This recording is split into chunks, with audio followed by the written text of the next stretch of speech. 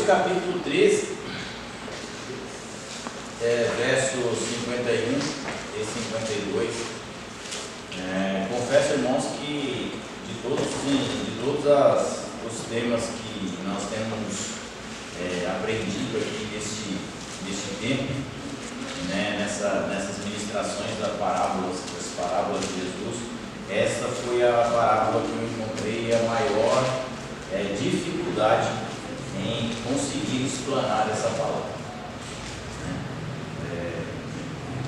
Você fala, nossa, você está falando de nossa época. Se eu soubesse que eu estava aqui, eu estava no céu. Foi uma grande dificuldade, de conseguir interpretar e conseguir traduzir o que Jesus falou nesse versículo 51 e 52 aqui. Diz assim, E disse Jesus: entendeste todas essas coisas? Disseram-lhe eles: sim, Senhor.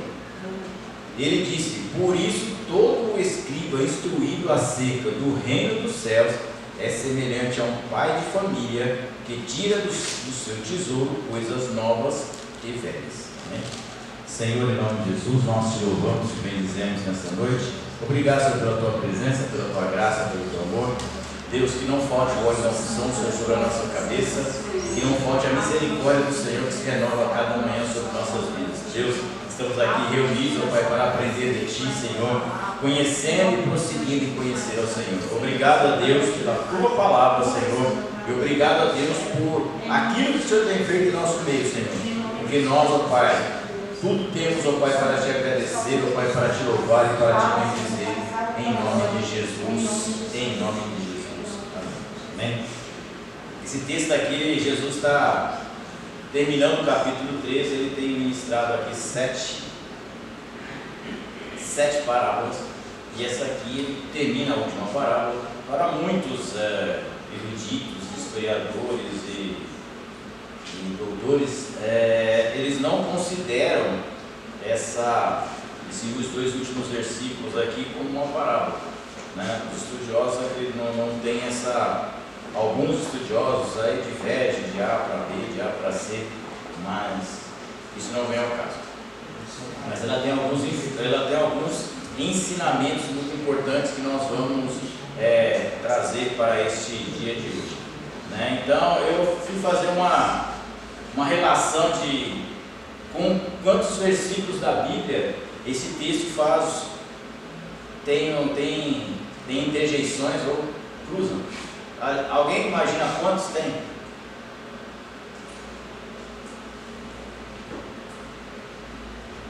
Não? Tipo assim, a gente lê, tem alguns textos na Bíblia que você lê, aí tem lá, você consegue achar ele em Salmo, consegue achar ele nos profetas, consegue achar ele nas cartas de Paulo, consegue achar ele no Pentateuco, mas este versículo aqui, essa passagem só tem uma indicação, um cruzamento, uma interjeição entre as Bíblias. Cantares 7:13. Uma só. E se você ler Cantares 7:13, eu sei que você vai ler, vai falar sobre mandágoras. E mandágoras, por sua vez, está lá em Gênesis 30, verso 14. Mandágora é uma planta, só para título de curiosidade, tá? Para você sair daqui aprendendo um pouco de biologia e mata comigo mesmo. Então a mandágora é uma planta da família do tomate, da cenoura,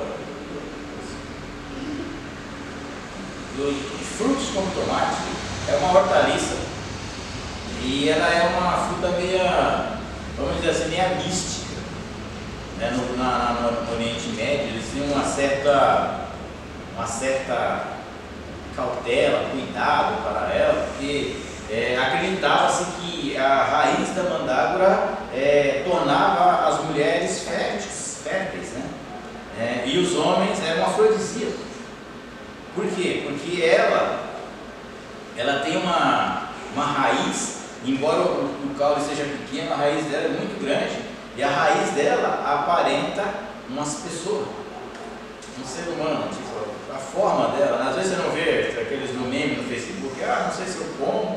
você deixa no, né? Ai, que fofinho, parece um gato, parece isso, parece aquilo, né? Então a mandágora ela aparece, a raiz dela, e a lenda diz que quando ela era arrancada de qualquer maneira, como se quebrava, era um grito e a pessoa podia morrer. Não, tinha todo um ritual que se fazia para arrancar ela e tal, porque os antigos acreditavam que ela tinha esses poderes místicos. Bom, não tinha, tá? Só para te informar. Se você vai ver que Raquel tomou da sua irmã Léia, é Raquel? Acho que é Raquel que é a irmã de Léia, eu não sei. Sim. Isso aí. Ela pegou lá, Rubem acha essa mandágora no campo, traz para casa, Raquel fica brava porque ela não tinha filho, e a sua irmã dá para ela, ela toma um negócio, aí ele serve como purgante também. E só que ela não engravidou nada, e mais para frente você vai ver que ela engravida de José, porque foi uma provisão divina, e Deus se lembrou de Raquel e abriu o seu ventre. Então o mandágora não faz nada, tá? É só apenas uma raiz que tem lá, e as pessoas acabaram mistificando isso. Então em Cantares ela fala isso aí, nossa casa tem mandágoras, tem jasmins, vai ser o perfume do nosso amor, e está lá toda essa história. Mas enfim, é só a título de curiosidade para falar para vocês. Entrando no texto aqui, realmente falando o que nós lemos, ele vai tratar das parábolas. Jesus começa o capítulo 3 falando de parábola, começa com a parábola do semeador, termina com a parábola da rede, né? Se você ler, você vai ver isso aí. E que é o reino dos céus é semelhante a uma grande rede que puxa lá os peixes. A Carol falou isso semana passada, se não for meu engano. E aí Jesus pega no versículo 51, ele contou essas parábolas para pessoas, para uma multidão, contou essa parábola para fariseus, contou essa parábola só para os seus discípulos. Então neste momento aqui Jesus está falando para quem? Para os seus discípulos. E aí ele pergunta, no 51, olha a pergunta de Jesus. E disse Jesus: entendeste todas essas coisas? Qual coisas? As parábolas. Então, se você não leu o capítulo 13, você não vai saber do que Jesus está falando. Ou se você não leu no culto terça-feira, você também não vai saber. Ele está falando assim: vocês entenderam tudo que eu falei lá atrás? E os discípulos respondem o quê? Sim, Senhor. Entendemos. Aí Jesus pega e fala: agora, já que vocês entenderam, eu vou passar uma responsabilidade para você, para vocês, para vocês. Diz assim, ele disse, ele disse, por isso todo escriba instruído acerca do reino dos céus é semelhante a um pai de família que tira do seu tesouro coisas novas e velhas. Escriba, nós já sabemos que são pessoas que ensinam, homens que ensinam. Jesus não recriminava o ensinamento dos fariseus, ele recriminava a sua postura. Tanto é que ele fala lá no livro de João: fazei tudo quando eles fossem. Só não compre 125 de escapamento fora. Fazei tudo o que eles vos disserem, mas não siga o que eles fazem. Então o que eles ensinavam, ok, só não faz o que eles. Você já viu aquele provérbio que de vez em quando alguns pais cabeça grande falam? Faz o que eu falo, mas não faz o que eu faço. Ele vai fazer o que você faz, ele vai fazer o que você fala, sem problema. E aí Jesus começa a trazer uma coisa, para esse versículo ele começa a dizer assim, né? Eu vou versar, quer dizer, um homem instruído do reino dos céus. Quando a gente fala de sacerdócio, de escriba, a gente fala, nossa, a gente já logo pensa no fariseu. Mas o pastor Paulo leu a história do escriba Esdras. Eu não combinei com ele, devia ter combinado, mas ele se falou aqui de Esdras. Esdras era o quê? Era um escriba. Ele era o quê? Um doutor da lei. Se você pegar lá no livro de Esdras, você vai entender que ele era um homem escriba conhecedor profundo. E ele vai trazer o lamento, aquela oração que ele faz lá no capítulo 8, que ele está saindo da Babilônia pedindo proteção. E depois você vai ver ele lá em Neemias fazendo um culto, pregando durante 12 horas no sol. e o povo chorando e se arrependendo dos seus pecados.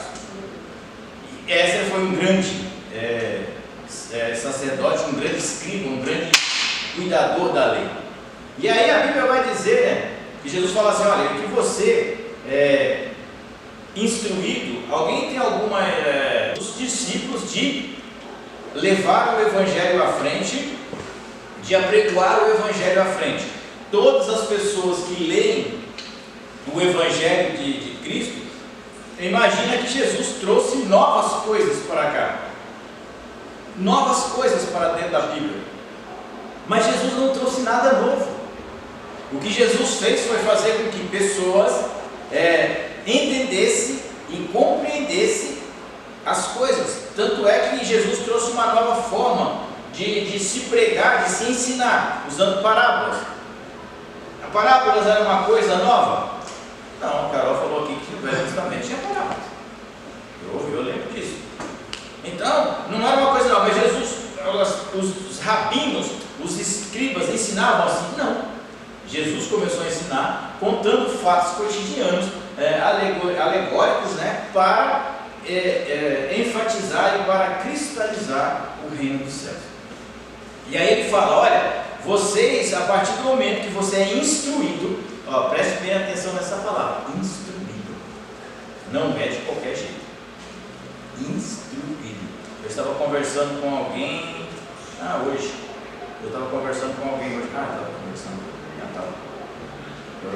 Valtinho foi em casa lá, né, me incomodar, né, não é brincadeira, né? O Valtinho a gente boa demais. Ele foi lá em casa, lá, e a gente estava conversando sobre fazer algo para o Evangelho, fazer algo no reino.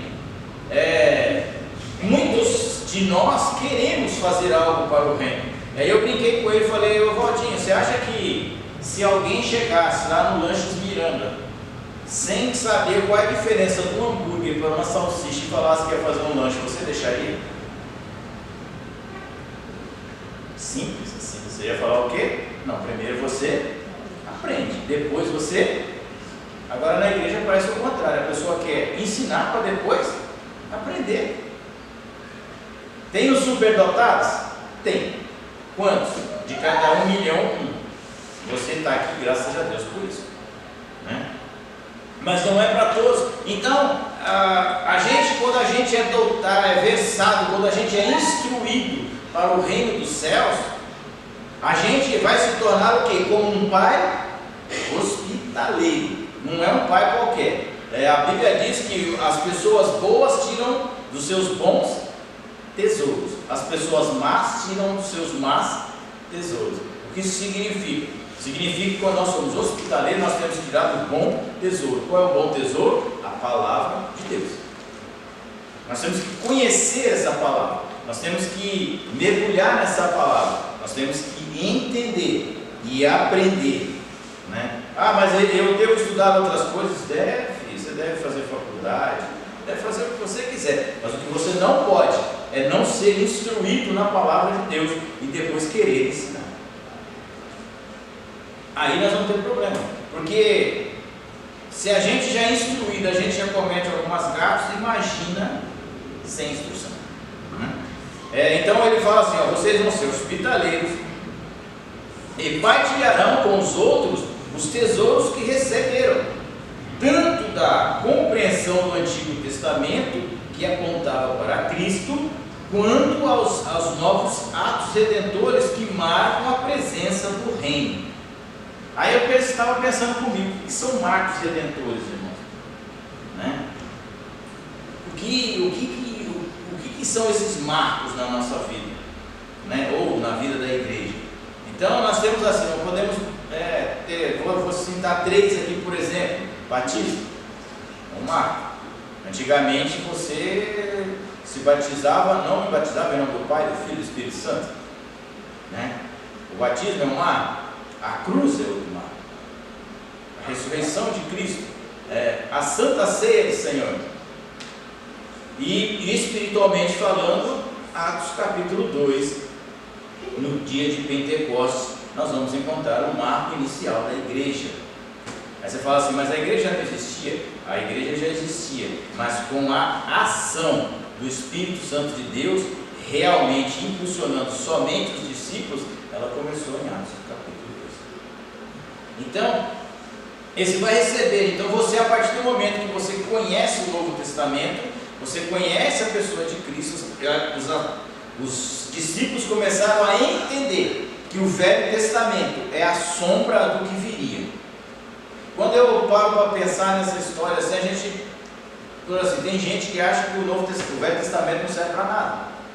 Não, a partir de hoje o Velho Testamento está ignorado, nós vivemos pela graça e pela graça sois salvos, tudo bem, pega tudo e joga fora. A partir de hoje só o Novo Testamento. Mas como é que você vai saber se o Novo Testamento é real se você não tem um parâmetro? Explica para mim. Da onde saiu Jesus? Alguém pode me explicar? Da onde saiu Jesus? Alguém lembra? Sabe? Tem alguma ideia? Imagina.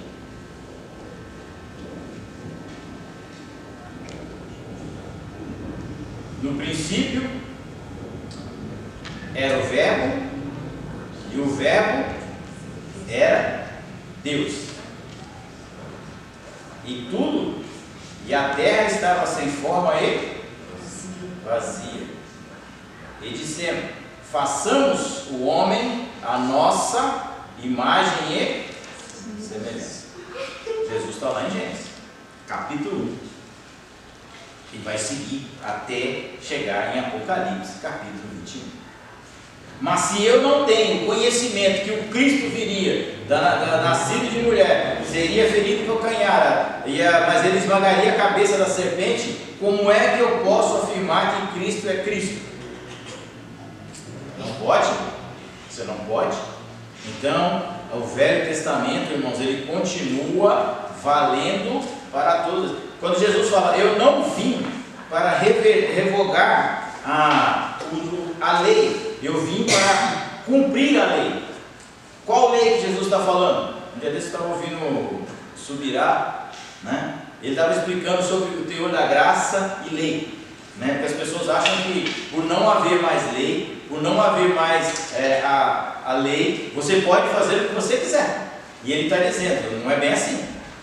Se você vai ler, né, a Bíblia, quando Jesus fala assim, eu não vim para cumprir, eu não vim para desfazer a lei, eu vim para cumprir a lei, ele está falando assim, eu vim para cumprir a salvação que a lei não consegue fazer por si só.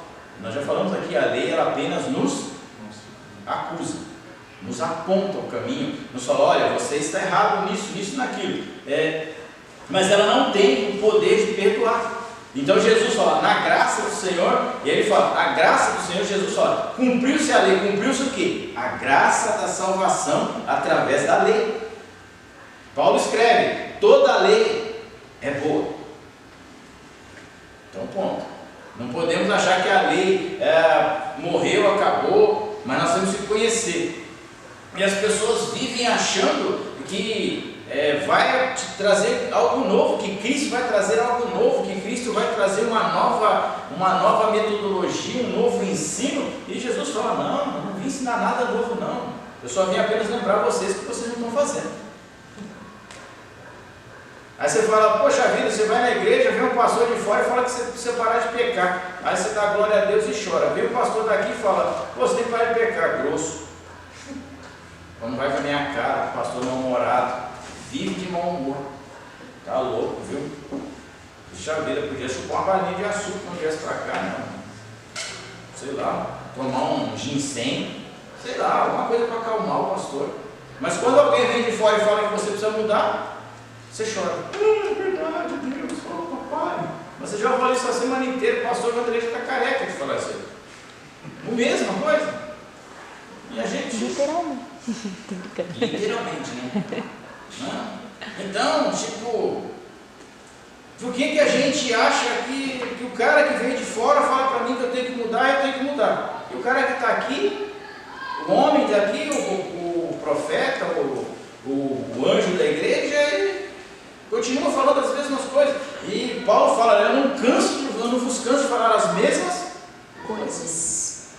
A gente vem na igreja, tem crente que vem na igreja esperando coisas novas. O que seria novo? Novo é novidade de vida. Qual que é a novidade de vida? Mudança em mim.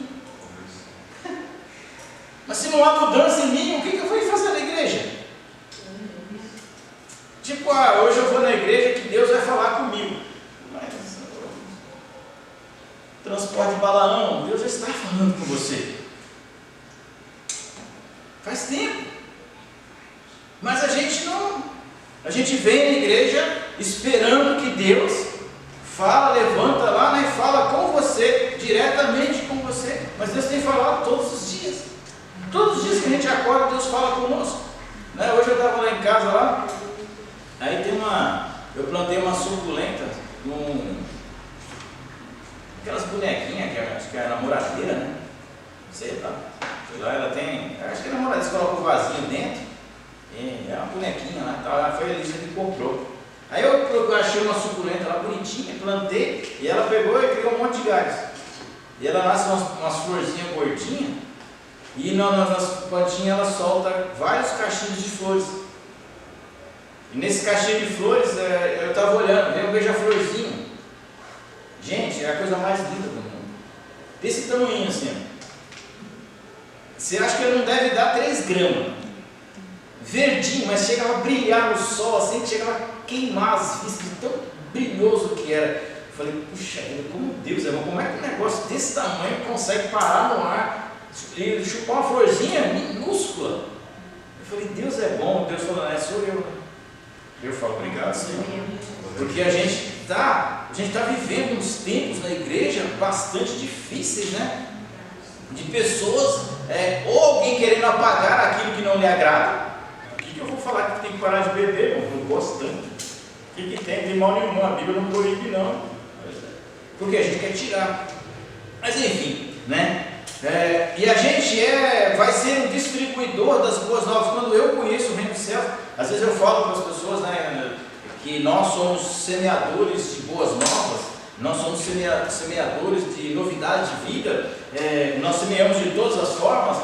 E aí as pessoas perguntam, mas como a gente faz isso quando eu conheço a Bíblia? Eu não posso ser egoísta, eu tenho que dividir essa Bíblia. E se eu tenho conhecimento, eu tenho que dividir com as pessoas. Mas as pessoas não dão crédito, isso não é problema meu. Não é seu. O seu qual é a sua função? Ide, pregai o Evangelho a toda criatura. Em nome do Pai, do Filho e do Espírito Santo. Batizando-os em nome do Pai, do Filho e do Espírito Santo. Essa é a sua função. E a de Deus, converter. E a de Deus, transformar. Mas a sua é só pregar. Não, mas ninguém crê, ninguém ouve. Pregue, meu filho. Continue pregando. Jesus não está dizendo que o escriba do reino, mestre da lei, dotado de dons do estudo, até parece, né? Ensino da palavra, estava sempre trazendo coisas novas ou novidade de vida. Jesus demonstrou, na verdade, em seu ensino, com o uso das parábolas, alegorias, novas histórias, comunicavam velhas verdades. Novas histórias comunicando velhas verdades. A palavra de Deus. Quando a gente lê isso aqui, a gente fala, puxa vida, né? que soa aos meus ouvidos. E aí a gente começa a entender e a compreender que quando eu me aprofundo na palavra de Deus, eu tenho a obrigação. Se você tem o dom, e aí vamos assim, né, tratar bem claro também, né? Se você tem o dom do ensino, da palavra, dotado de sabedoria, palavra de ciência, palavra de conhecimento, dotado de ensino, tenha aptidão para essas formas, para esse tipo de ministério, você tem que compartilhar. Não tem outro. Mas tem 3 pessoas na igreja. Cara, tem que compartilhar. Tem 50 pessoas, tem que compartilhar. Tem 10 mil, tem que compartilhar do mesmo jeito. Só tem uma, compartilha. Né? E aí a gente começa. John Wesley, um evangelista não muito conhecido, comentou essa passagem da seguinte forma: todo pregador devidamente preparado do Evangelho, olha cuidado, não é no Evangelho, é do Evangelho, né? Tem um tesouro de conhecimento divino, no qual ele é capaz de dar todo tipo de instrução. A palavra tesouro significa qualquer coleção de coisas ou locais onde essas coleções são mantidas. Aonde nós mantemos o tesouro do Senhor? Aonde? Coração. Escondi a tua palavra no meu? Para quê? Para não pecar contra ti, né? Não sejais ouvintes, mas sim praticantes. Então, John Wesley fala que toda pessoa, todo pregador devidamente preparado do Evangelho, quer dizer, que está completo do Evangelho, que está embutido no Evangelho, que está dentro do Evangelho, que está lá em Ezequiel, nas águas que já estão na cabeça, mergulhando na profundidade, ele é divinamente instruído, ele tem um tesouro que ele pode discernir qualquer situação. Qualquer, não importa, não. O cara está falando de relação da física, lei da gravidade. Se você conhecer a Bíblia, você sabe que lá na Bíblia está escrito sobre a lei da gravidade, né? Eu sei que você sabe disso, está escrito lá. Aí você fala, tá? Não tá. Mas o autor escreve: coloque cercas na beira da sua sacada, para que seus filhos não venham tropeçar e cair. Ele está falando da lei da gravidade. Tudo que está lá em cima desce, não tem jeito, né? Então, quando você vai tratando isso, você vai conhecendo, você começa a entender que você é uma pessoa dotada do Evangelho para pregar, para levar. Jesus está passando aqui, Jesus está passando a responsabilidade. Vocês entenderam o que nós falamos? Então, quando nós terminarmos o estudo, Carol, você vai perguntar: vocês entenderam tudo que falou? Entendeu? Agora você vai lá e replique. Vai lá e replique. Se cada um de nós replicar esse ensino, eu garanto para você que pelo menos 30 pessoas vão aprender sobre esse ensino. Pelo menos 30, né? Mas vamos tratar de referência. Mateus 12:35, alguém abra para mim, por favor. Não, deixa que eu abra aqui Mateus 12:35, é mais fácil. Alguém abra para mim em Timóteo, 1 Timóteo 3:16 e 17. Outro abra para mim em Tito. 1 Timóteo 3:16 e 17. Alguém abra para mim em Tito 1:9. 1 Timóteo 1 Timóteo 3 só vai até o 16. 3:16? É. É isso aí. 3:16, desculpa, não. Tito 1:9. Provérbios 10, 20 e 21. Aqui a gente pega o provérbio 10, já fica aí no espelho. É provérbio 10, 20 e 21. Provérbios 11, 30. Provérbios 22, 17 e 18. Daqui a pouco nós pegamos mais uns aqui para nós vermos. Amém? Mateus 12:35 está dizendo assim, ó.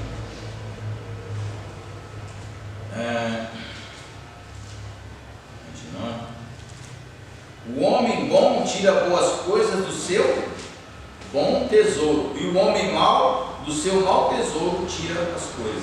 Então, irmãos, não tem como homens bons tirarem coisas más. Não tem. Tiago fala: não tem como uma mesma fonte jorrar água doce e água salgada. Ou você jorra água doce, ou você jorra água salgada.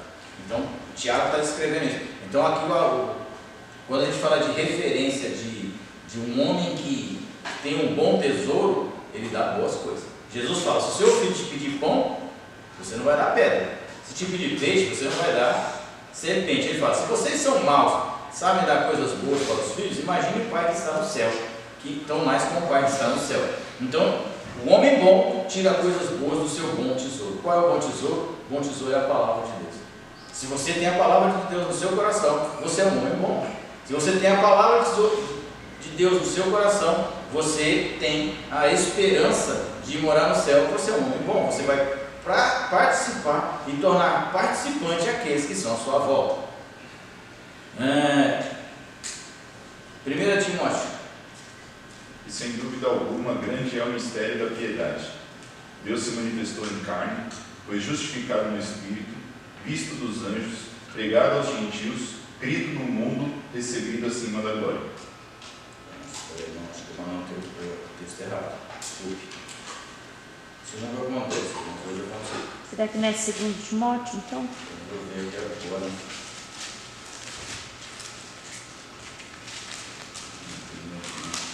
É o 3,17, segundo Timóteo tem. É isso aí mesmo, desculpa, não é primeiro, não é segundo. 16, 17? Isso. Toda a Escritura é divinamente inspirada e proveitosa para ensinar, para redarguir, para corrigir, para instruir em justiça, para que o homem de Deus seja perfeito e perfeitamente instruído para toda boa obra. Então a palavra de Deus ela serve para o quê? Toda boa obra. As pessoas mataram em nome de Deus? Mataram. Mas não é boa obra. A palavra de Deus aqui está dizendo, olha, Paulo está dizendo para Timóteo, Timóteo, toda a Escritura divinamente, olha, tem um porém aí, tá? Não é do reteté, não, é só divinamente inspirada. É proveitosa para ensinar. Então, se você não conhece o caminho, quem vai te ensinar? A palavra de Deus. Para ensinar, para redarguir, para corrigir, para instruir em quê? Justiça. Se não houver justiça, irmão, não é Deus. Eu estou te corrigindo e está pesado, não é Deus. Porque a correção de Deus, ela não traz peso. O fardo de Jesus é leve e suave. O meu jugo é leve. Não tem esse negócio. O Jesus está me chicoteando. Já viu aquele negócio? Tem uns irmãos meio de sofrência, né? Que parece que eles gostam de se apanhar de Cristo, né? Não, Jesus está me chicoteando. Ai, que dor. Ai. Então a palavra de Deus está. Porque é injustiça. Porque se é justo, irmão, não tem dor. É justo. Mas se eu estiver fora da justiça, aí dói. Se eu estiver fora da justiça, aí dói. Né? E aí ele diz aqui, para que o homem de Deus, para que o homem de quem? De Deus. Quem é homem de Deus, irmão? Eu e você. Para que o homem de Deus seja perfeito. Olha, gente, toma cuidado aí, é perfeito. E perfeitamente instruído para toda a boa obra. É toda. Desde o casamento que está com problema, a crise financeira, a toda. Tito 1,9. Retendo firme a palavra fiel, que é conforme a doutrina, para que seja poderosa, tanto para admoestar com a sã doutrina, como para convencer os contradizentes. Bem, aqui Paulo já tem uma outra instrução para aquele que é, já que vocês são instruídos, é o que Paulo ensina. Você tem que aprender a palavra de Deus, ter conhecimento. Paulo está dizendo para Tito, tenha conhecimento para que quê? Para quê? Para você ajudar aqueles que estão em dificuldade, que estão passando por lutas, provações. Você tem uma palavra amiga, mas também você tem que ter aqueles que vão denegrir ou vai confrontar o Evangelho. Então é tipo assim, às vezes você pega uns crentes por aí que tem um pessoalzinho aí que engole eles. Eu estava lá no churrasco, eu estava vendo o pastor pregando e falou uma coisa que eu dei risada, é verdade, né? É daquela série da Lúcifer, que tem crente com dó de Lúcifer. Um dó dele. Nossa, mas ele é tão bonzinho. Para começo de conversa, quem assiste Lúcifer? Crente. Né? Qual é o crente que está se sentando lá para assistir Lúcifer? O cara tá com dó de Lúcifer. Pelo amor de Deus. Aí o dia desse, o cara falando, nossa, né, não sei onde eu ouvi, você é um amigo. Nossa, esse Lúcifer é um gato. falei, é que você não viu a grelha.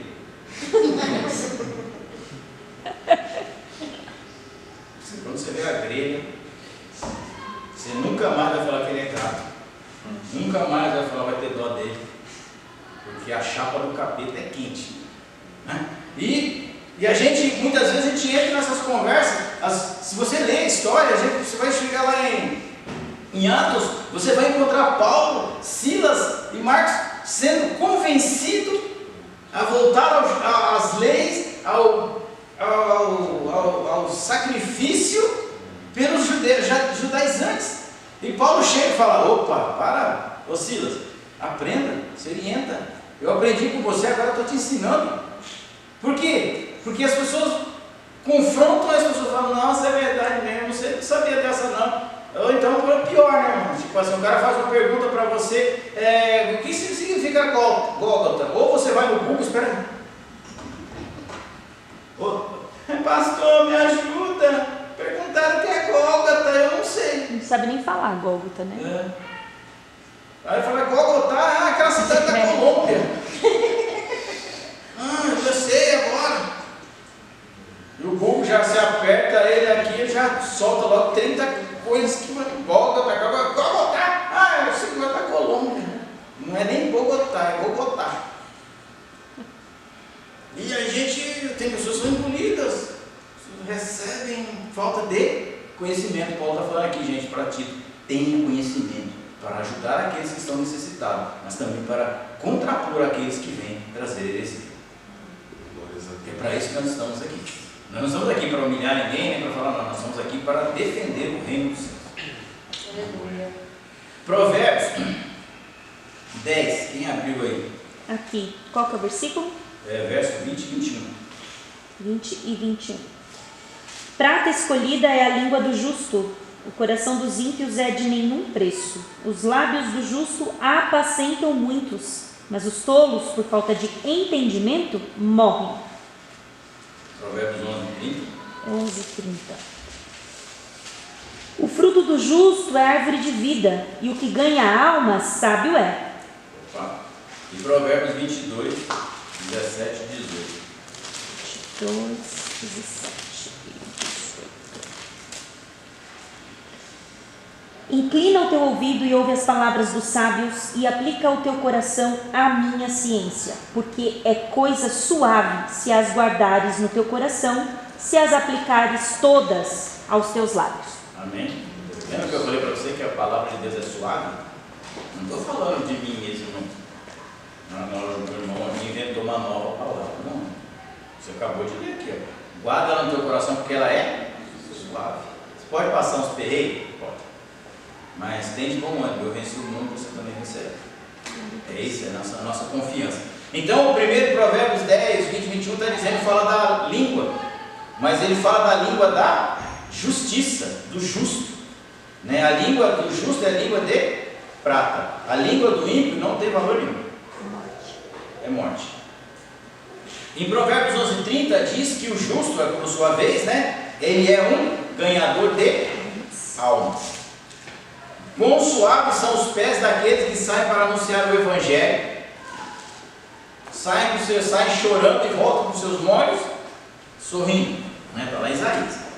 E em Provérbios 22, 17 e 18 está dizendo, olha, inclina. O que significa inclinar, irmão? Prestar atenção. Mas a palavra inclinar significa o quê? Literalmente. Eu vou falar para você, então, literalmente. Eu falo para você, inclina esse pedestal. O que você está fazendo?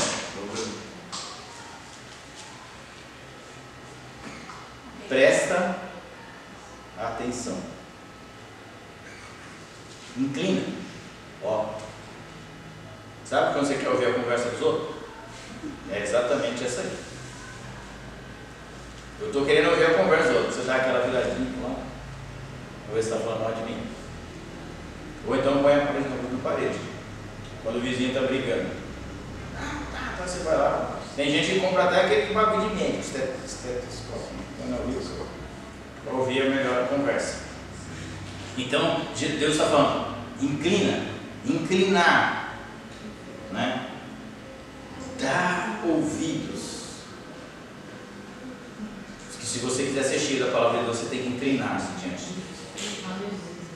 Se inclina, ouve a voz de Deus, né? Eclesiastes 12. Aí alguém abre Eclesiastes 12. Para mais alguém. Aí alguém para mim abre em 2 aos Coríntios, capítulo 4. Nós já vamos encerrar, tá, irmão? Versos 5 e 7. Outro irmão, abra para mim Colossenses 3,16. E mais um irmão para fechar aqui, abra para mim em 1 João 2, 7 e 8.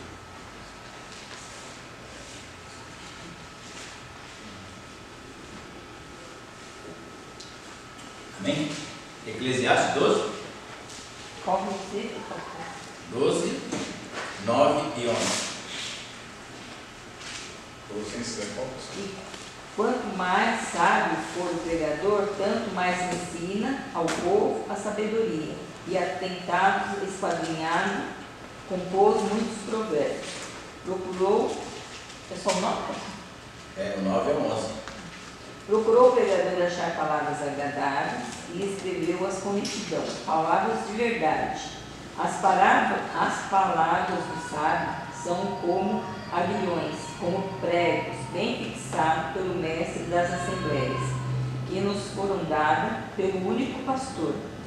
E o demais disso, filho meu, atenta, não há limite para fazer livros, e muito estudar enfada a carne.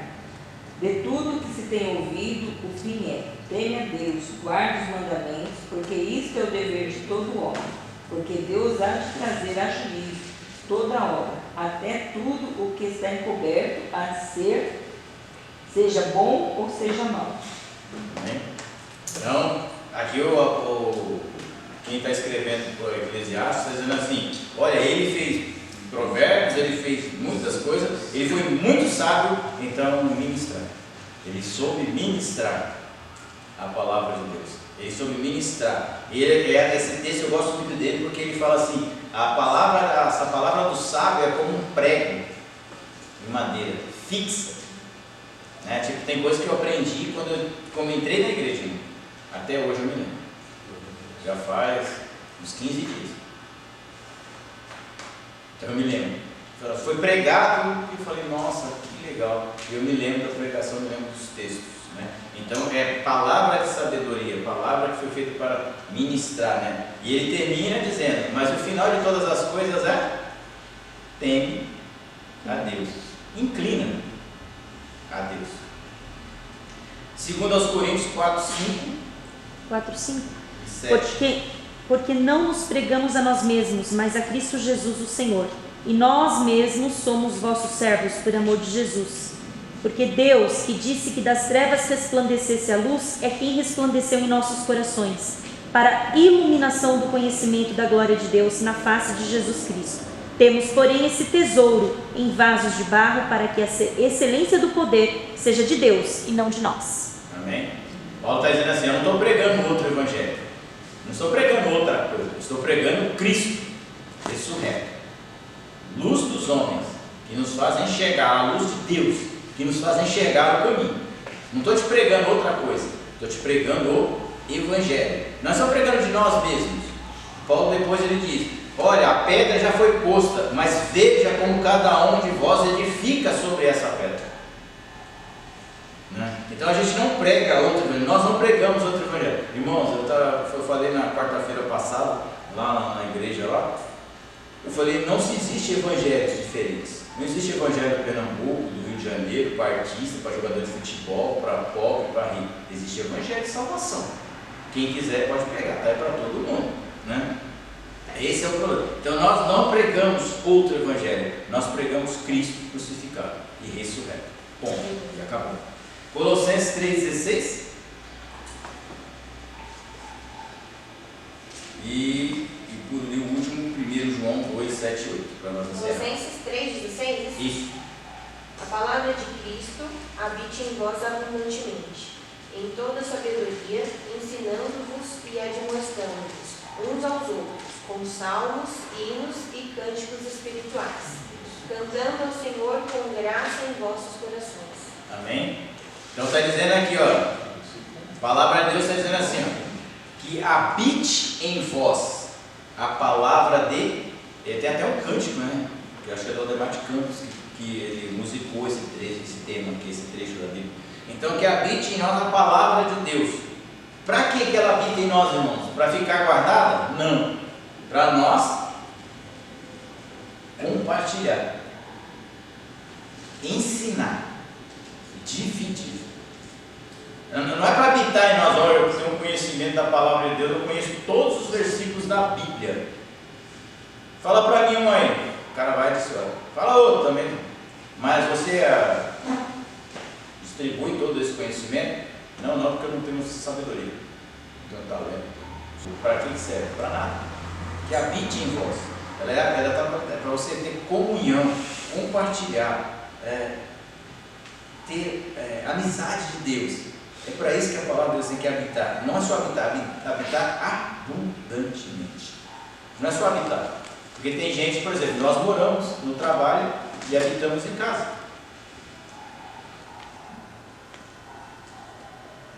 Não é não, Carol? É. Quem trabalha na empresa, filho, ele sai 5 horas da manhã, chega 8 horas da noite. Quer dizer, ele trabalha, ele mora no trabalho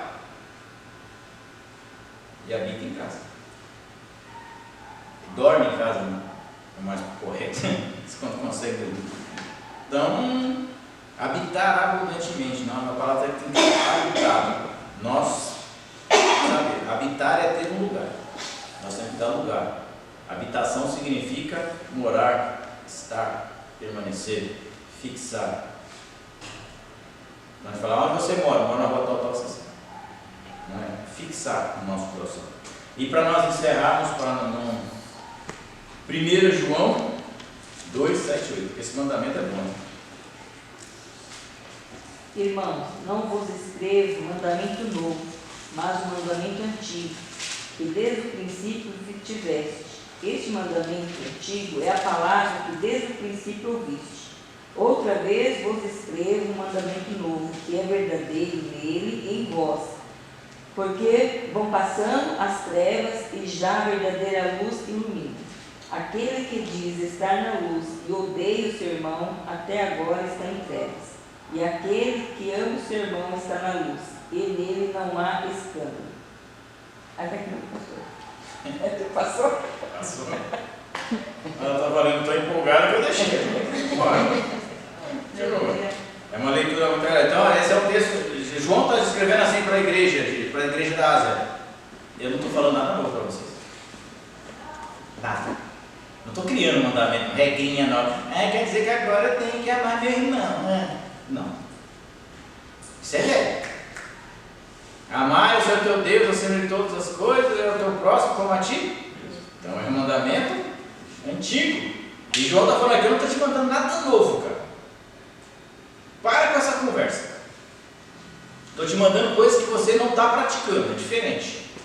E aí ele fala, porque aquele camarada que fala que está na luz, tem outra tradução que fala aborrece teu irmão, né? Aqui o pastor é um pouco mais incisivo, odeia. Está na mesma. Né? Aborrece teu irmão, nunca está na luz, não. Para. Né? Se eu falar, às vezes eu vejo, né? A gente sempre fala isso, aqui não é. Todos os domingos, primeiro domingo da Santa Ceia, é falado aqui. Se você tem alguma coisa contra o teu irmão, vai lá e fala com ele, reconcilia com ele. Eu nunca vi. Eu tenho quase 30. Nunca vi. Você já viu? Não. Eu já vi, mas faz muito tempo. Eu era criança quando isso aconteceu. Não faz tanto tempo assim. Obrigada, Afonso. Aqui na igreja eu nunca vi, não. Eu vi na igreja. Aqui eu nunca vi. Ah, tá. Não. Eu nunca vi aqui. Nunca vi onde eu vim. Não, E nunca vi de onde eu vim também. Não, eu já vi e não vi uma vez só.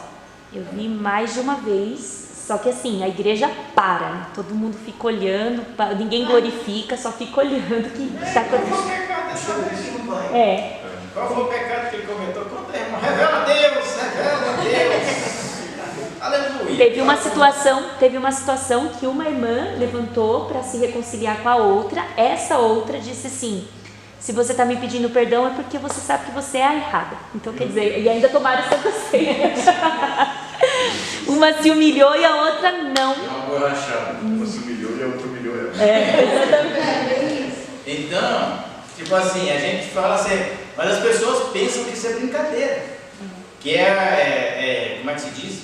Clichê. Não, você tem que falar, porque senão... Mas tem que ser de coração também, né? Porque Não, muitas sim. vezes a pessoa também vai só Mas- pra... Pra fazer média. É, Mas a questão é essa, mas aqui, tipo assim, você pensa comigo, se a pessoa, vamos imaginar hipoteticamente, ninguém morre, tudo bem, vai. Mas vai que a pessoa morra. E aí? Tava afim de matar alguém da igreja. Mas se eu pegasse aquele irmãozinho, torcer o pescoço dele, bebia o sangue de canudinho. Aí morre. E aí tomou a ceia, tá aqui, chega lá em casa, eu sou tua casa, vem morar em mim, aleluia, glórias. Aí, puf, morre. E chega diante de Deus, como é que fica a situação dessa pessoa? Misericórdia. Aí você vai falar, nossa, mas era só... Eu pensei que o pastor falava de brincadeira, que era só pra gente, era moda. Mas não é, mas é sério. Tem coisas que a gente não se brinca, né? A missionária falou, sabe, mas a gente não se brinca de ser crente. Porque Deus não brinca de ser Deus e o diabo não brinca de ser diabo. Então não tem brincadeira no nosso meio. A gente pode até rir, se descontrair, mas brincadeira não. Com salvação não. Então as pessoas também, né? Então João fala assim, olha, eu não estou te mandando nada novo. Eu estou te mandando aquilo que é velho, que você não está fazendo, então eu estou repetindo. Se você tem que amar o teu irmão, né? E aí depois ele dá cita ainda. Se você não ama o teu irmão que você vê, você imagina a Deus que você não vê. Então fica difícil, irmãos. Quer ser instruído na palavra? Quer pregar o evangelho? Meu sonho é ser pregador. Eu te dou um manual. Coma esse rolo várias vezes por dia, se você tiver muita fome. Porque caso contrário, irmão, você vai ser um pregador, eu diria medíocre, né? Quando ele fala medíocre, eu não falo, nossa, está humilhando, não. Medíocre significa médico. Pregador coach. O que está aqui, né? Na superfície aqui, né? Se você estudar, tipo, né? Eu tinha um pessoal que eu conheci, né? Eles eram casados novos, né? Tal. Então, aí pegaram eles e deixaram, né? Paulo fala, nunca coloque a mão sobre neófitos, né? Eu sou jovem, né? Mas pegaram, ungiram ele lá, jogaram uma lata de óleo na cara dele lá e deram uma igreja para ele tomar conta. O cara tinha 19, a esposa devia ter uns 17, 18, sei lá. Colocaram eles lá, né? E aí o cara, tipo, ele ia pregar, ele fazia um personagem. Ele via os textos do rapazinho que faz escova lá. Não. fala o nome. Eu esqueci o nome dele. Feliciano. Isso, o rapaz faz escova, cabelo. Ele ficava olhando no espelho e falando, olha aí.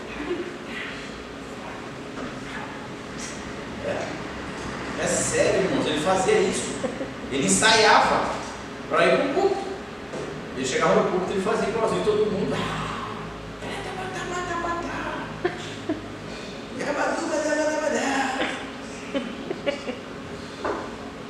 Mas ele estava ensaiando.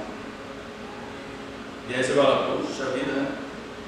Se não conhece, se não tem temor, se não inclina, fica quieto. Melhor. Né?